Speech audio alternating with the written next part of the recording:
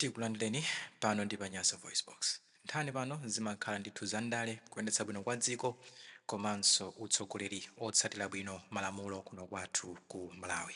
Chaka chino ndi chaka cha 2025 ndipo kuno kwathu Malawi tonse tikudziwa ndithu kuti ndi chaka chachisankho. Amalawi akhala kusankha phungu wa nyumba ya malamulo, makhansala, koma most importantly akhala kusankha mtsogoleri wa dziko lino, president. Ndipo zipanitu zili kalikiliki kuthamanga wauza Amalawi mfundo zosiyanasiyana kuti Amalawi mwina akopeke ndi kuwavotera. Chipani cha People's Party PP motsogozedwa ndi mtsogoleri wa chipanichi olemekezeka Mai Joyce Banda akulonjeza kuti ayi kuno ku Malawi akadzangoti PP yawina sikulu za sekondari zidzakhala zaulere. Patakali pano ku sikulu zathu za sekondari za boma kuli ana okwanira 384,656 omwe akuphunzira ku sikulu za boma. Ambiri mwa ana amenewa amalipira ma school fees ndipo pakuli kochepa ena samalipira school fees kuti ayi pita pakhomo pawo pochepekedwa ndipo boma limathandiza ana amenewa kuti ayi apite ku sikulu za sekondari za boma. Komabe zili chonchi akuti mwana wina aliyense amene amapita ku sikulu ya boma ya sekondari kuno ku Malawi kaya amalipira fees kasalipira fees, boma limaononga ndalama zokwanira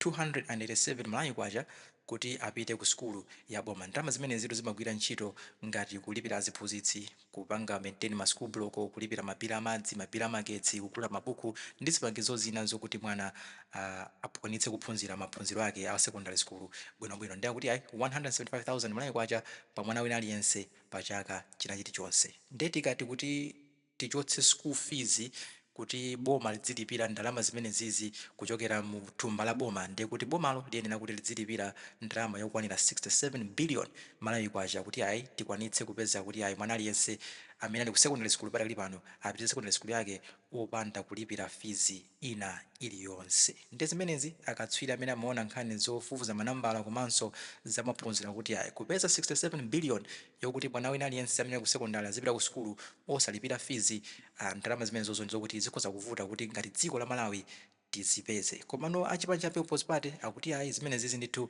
ndi zotheka chifukwa kuti Mai Joyce Banda paokha akuti akupanga sponsor ana okwanira 140,000 kuchokera ku secondary kupita ku university osiyanasiyana mdziko muno. Zimene zitu akulankhula ndi olankhula chipani cha People's Party amene wandi Ackson Kalaire Banda.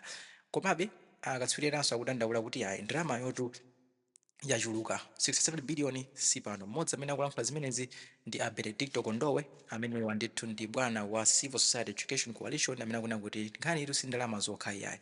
Chabwino 67 billion ikhoza kupezeka komano pafunika kuti timange ndi kuti ma school block anyiwani tilembe ntchito aziphunzitsi ena okwanira, tipeze zipangizo zambiri zokwanira chifukwa chakuti pamene chachotsa fees ya secondary school ndi kuti ana ena amene amalipira ku secondary school chifukwa cha kusowa kwa ndalama apeza mwayi opita ku secondary school, ndiponso ana amene azipita ku secondary school chikhayi kuti chikweneko chachani chakula. Ndi tikapanda kupanga invest muziphunzitsi anyiwani, mabuku anyiwani, ma school block anyiwani komanso zina ndi zina zimene zimathandiza maphunziro, ndi kuti system yonse ya Malawi education ya secondary school Malawi kunoko ikhoza kupanga collapse chifukwa chakuti kukhala ana ochuluka, maziphunzitsi ochepa, mabuku ochepa ndi zipangizo zinanso zochepa zimene zizikakhala kuti it's not a sustainable solution. Ndi zimene zizi kuchipani cha PP kuti ndizotheka koma akatswiri za maphunziro kuti ayi sizotheka chifukwa kuti pali zinthu zambiri mbiri zokuti zina kuti zichitike kuno ku Malawi tisanafike ponena kuti ayi secondary school yakhalano yaulere. Ndi nkhani ndi imene ya Malawi timafuna mutiuze maganizo anu